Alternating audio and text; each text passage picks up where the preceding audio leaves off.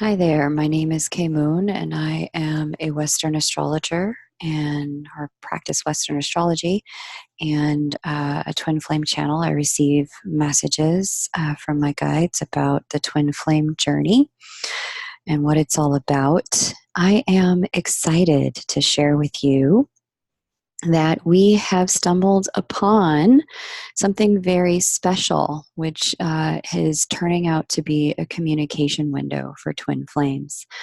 And I want to share with you about what's included in that window, how long it's open, the energies of this window of time, how it relates to some of the astrology and the Lionsgate, and some of the very special energies that are available to us at this time. So, in front of you, you're going to see the chart for the first date of the opening of that union window.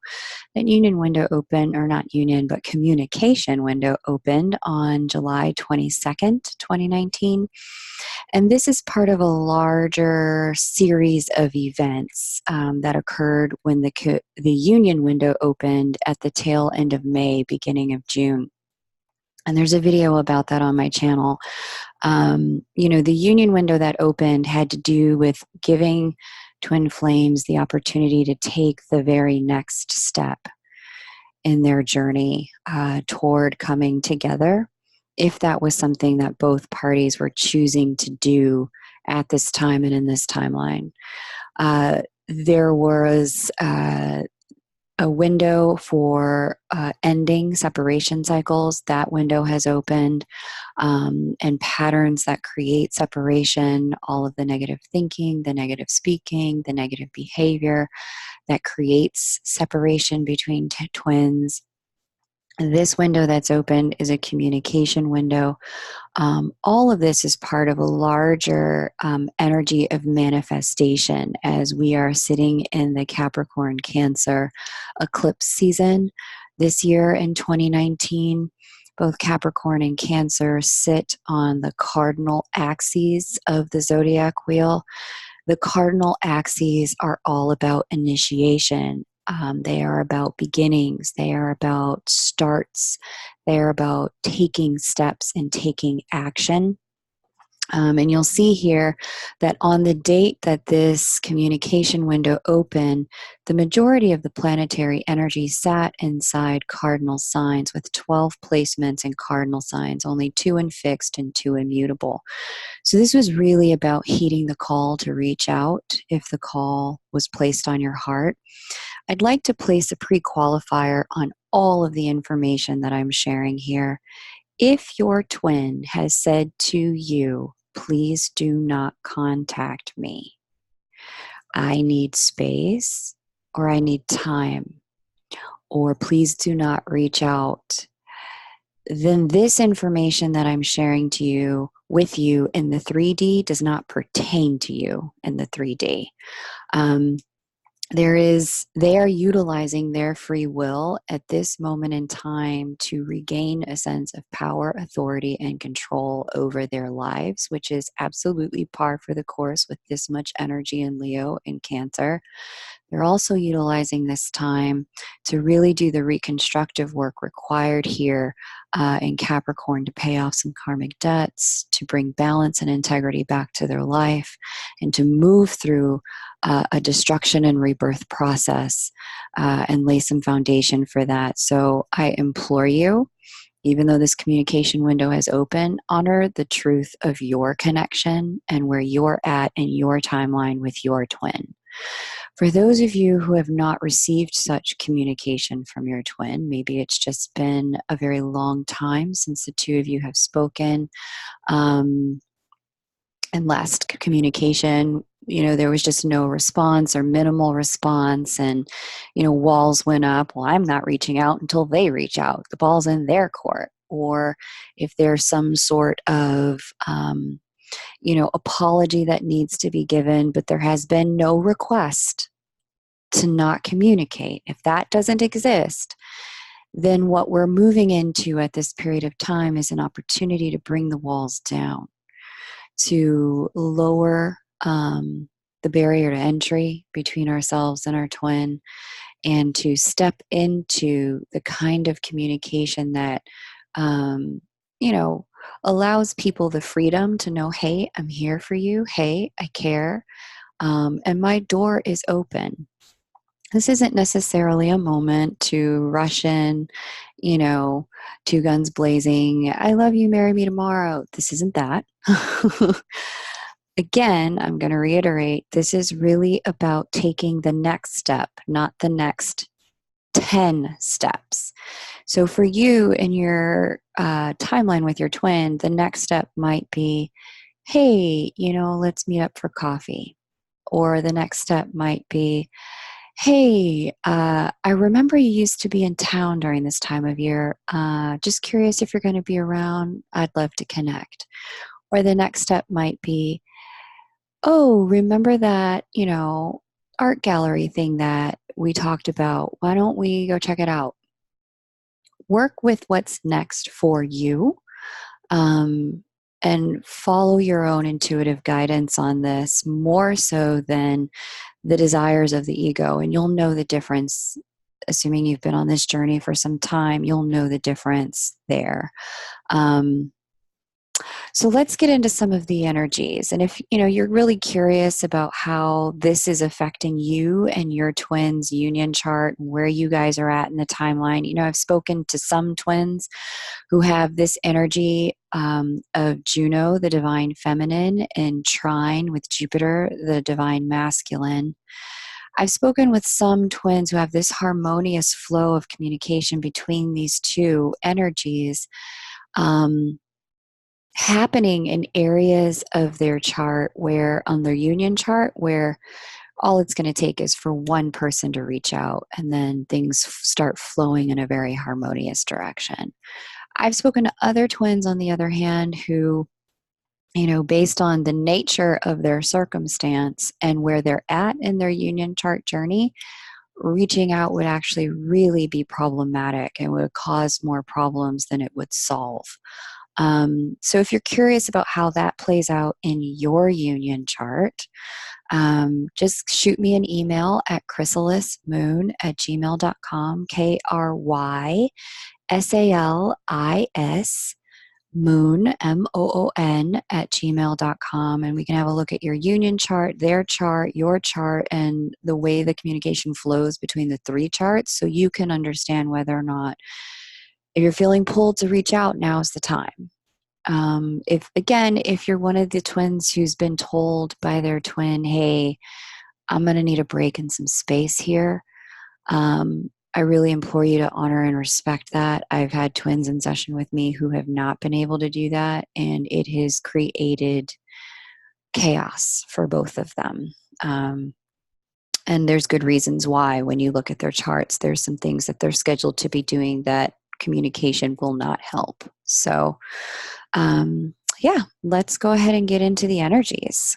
Very exciting time. So July 22nd, we had the opening where Juno sat in harmonious flow, 120-degree angle to Jupiter at 15 degrees, Leo and Sagittarius. Leo being all about sovereignty, where the divine feminine has come home to sit on her throne. The divine masculine sitting in Sagittarius is just before that final degree. Finally, he's going to turn direct at 14 degrees Sagittarius this month in August. So I'm very pumped about that. He's very much finding the truth of who he is, what he wants, and what the connection is to him, and who he needs to become in order to honor the truth of the connection, honor the truth of where he's at. And so this harmonious flow of energy would have happened on the etheric first. It would have happened in the realm of energy, being in fire signs here. You would have felt it before it was made manifest in the physical. And interestingly, we've got all of this water energy, so there would have been a lot of emotional pull to reach out as well. Sun, Mercury, Venus, all sitting together in Cancer. Conjunct the North Node, which is the pull of the direction of destiny. So, and the motivation really would have been there on the divine feminine side, specifically, because that's Mars, motivation, sitting with the partnership asteroid, also the divine feminine Juno. The motivation would have been there on her side to let him know the door is unlocked. You can come in now. So, Divine Femmes, as you're listening to this, if you know you have not created that energetic opening just yet, you've not, done the forgiveness work, you have not reached out in a while to say, just checking on you, making sure you're cool, or you have not, done whatever you needed to do to make amends, perhaps apologize for the way you walked away. Now's the time. You want to go ahead and get that done now. I spoke about that in the last video about ending cycles of separation, because the impetus is really here on the divine feminine to go ahead and make the first move and let the divine masculine know, yeah, I'm open to this connection at this time, and I'm open to our very next step. Again, not 15 steps, just the next one, which might be, let's start exchanging text messages, or it might be time for a phone call, or I just wanted to let you know how I'm doing. I'd love to hear how you're doing, and one email exchange, something very simple in that way. So keep that in mind, that you want to just let the divine masculine know you're open for the next step, and whatever is right for you in you two's journey. And then the next interesting thing that occurred, interestingly, on this date, we also have a very nice conjunction of Moon and Chiron in Aries, making an almost grand trine here. So we've got Moon needs Chiron healing. This is all about healing some of the personal blows that we have taken on the journey. And healing some of the ways in which our own ego, our own sense of self, our own sense of ambition may have gotten damaged either through false beliefs, false understandings of who we are, what the connection is, false, what are they called? Self-limiting beliefs. That was the word I'm looking for. This communication window opened with a call to healing self-limiting beliefs as it pertains to yourself in the connection. So now's the time to do that. And again, if you're here listening to me, you are the awake twin. You initiate this, and it is upon you to start the healing flow of energy through healing yourself. One other reason why it might make sense for us to look at your chart, and I have seen this in a few charts, take a look over here in the upper left corner, the elements and modes. This chart has a lot of cardinality, very low fixed, very low mutable. If I was looking at a chart of two twins and it was the divine masculine with the majority of the cardinality, and the divine feminine had a lot more mutability or a lot more fixedness, I would take a look to see whether or not it was upon him to reach out instead of her. The one with the majority of the cardinal energy, depending upon how the two of you left things and what's meant to be brought into balance in your connection, the one with the majority of the cardinal energy is the one who's meant to take the initiative. The one with the most fixed energy is the one who's meant to steady the path. And the one with the most mutable energy is the one who's meant to be flexible, to go with the flow, to shapeshift and become what the connection calls for. Again, this is all stuff we can look at when we look at your chart and your union chart. So just hit me up and we'll have a look at that at krysalismoon@gmail.com. Email will be in the description box below this video. The next significant date on this timeline, let's go ahead and pull that up. I'm going to leave this chart here, but I'm going to pull a transit date. The next significant transit date is 7/7, all leading up to the Lionsgate. 7/7 was when we had Mercury start to go retrograde.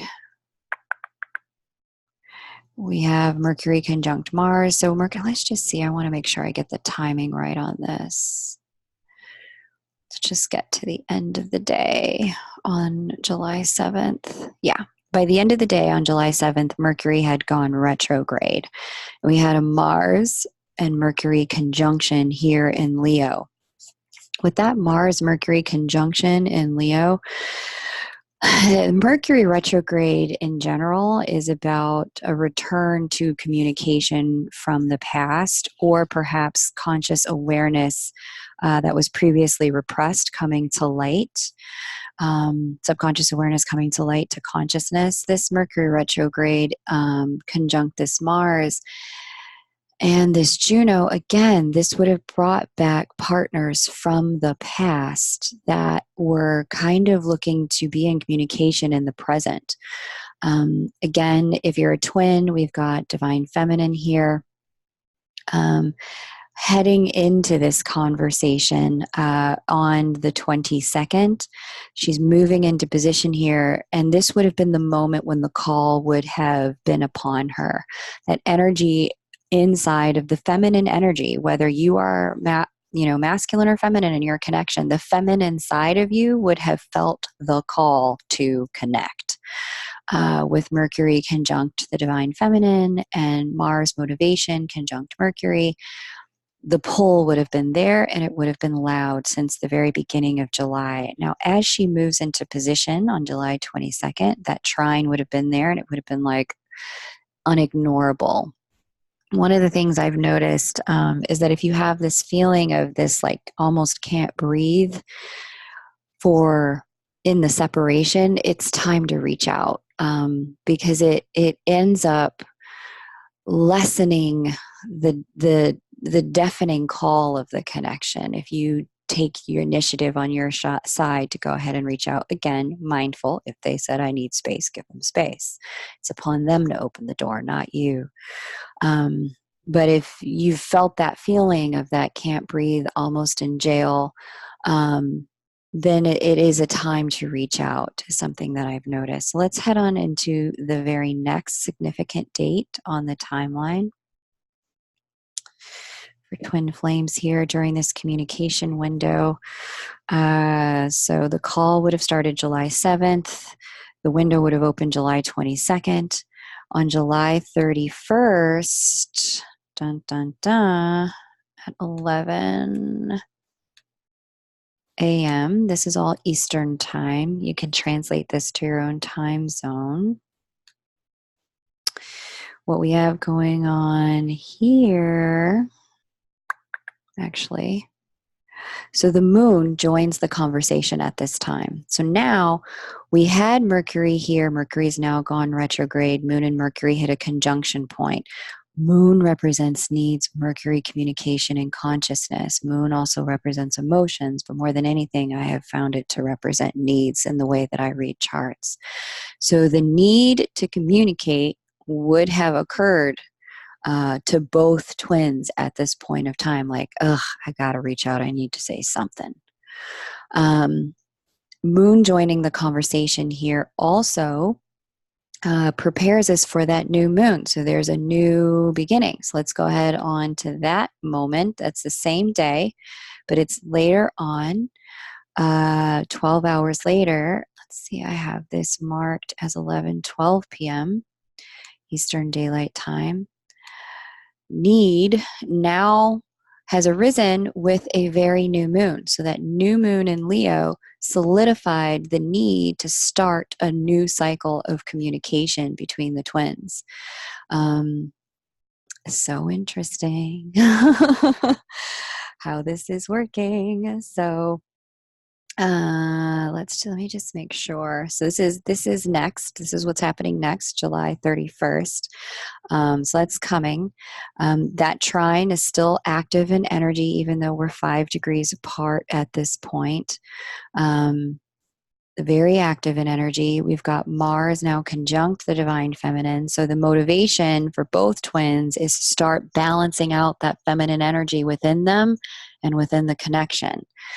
The softer, receptive, open, all the things you associate with femininity, both twins are now being called to please balance that energy out, soften the walls, reach out. That's the invitation on the table with this particular new moon. So let me just see if there's anything else significant. It's a very gentle new moon because it's almost conjunct Venus as well. Though this is the first new moon, this is the new moon before the Lionsgate. So let's talk about some of the numerology of this, because I was called to look at that and I didn't know why, because I don't play with numbers all like that. That's not really my jam, but the Lionsgate happens on July 8th, so I'll just park ourselves over there because this communication window is open. It is time. Let's just put that at midday. Okay, so Lionsgate has opened. That new moon was at 8 degrees Leo. At least it should have been. Let me just go back real quick. We had 7:31, and that would have been at 11:12 p.m. New moon, 8 degrees Leo. Now we're rolling into the Lionsgate on 8/8. There's just a lot of eights going on. So I was like, well, let me just look at this. Let's just look into the number 8 and what we're talking about, what we're dealing with here. What we've got going on with the Lionsgate is it's a divine manifestation window that's opening. You know, the reason it's called the Lionsgate is because, according to my research, we've got a divine alignment with the pyramids of Giza in Egypt, between the pyramids and the star Sirius, the star system Sirius, Sirius A and B. We call it just Sirius, but there are actually 2 stars there, not just one. They work in a binary system. And binary stars are actually meant to function as a duo, not as singular. And if one star burns out, it's my understanding that the other one does too. I mean, if ever there was some twin flame symbolism in that, I mean, there you go. So the Sirius star system, Sirius A and Sirius B, they're meant to work together. They work hand in hand. And they look from Earth, from the human eye's vantage point, as a singular star. The same way twin flame energy functions. It functions as a singular energy unit between you and your twin. So it's called the Lionsgate because, you know, it sits in the solar system of Leo. And Leo was represented by the lion. And it's representative of a passageway. I hope I represent this right. It's representative of a passageway, particular moment in time where, when this came into first recorded usage, you know, the Lionsgate, 8/8, Sirius, all of this was happening in Egypt at the time that the Egyptians marked the beginning of, or a very significant time in the fall harvest year, or the harvest year, when the Nile would come up, flood the banks, flood the fields, and fertilize all of the grain, everything that they wanted to grow, and then recede back into the river itself. But the flooding of the Nile with fertile energy, fertile inputs from the earth, watering it from the earth, is what's happening here. And there's a lot of other stuff. I'll put some links from the stuff that I saw underneath this video if you want to dive down the Lionsgate rabbit hole.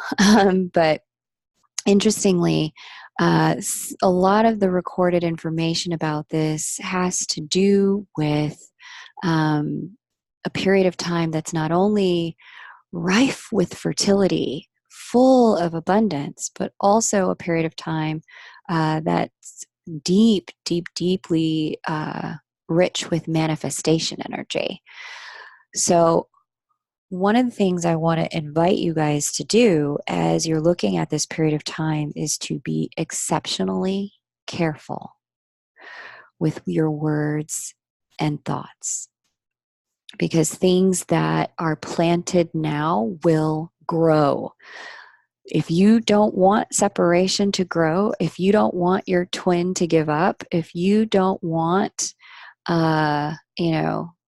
the karmic to have him, which is a lot of what I see in some of the YouTube video comments, the karmic can have him, I'm done.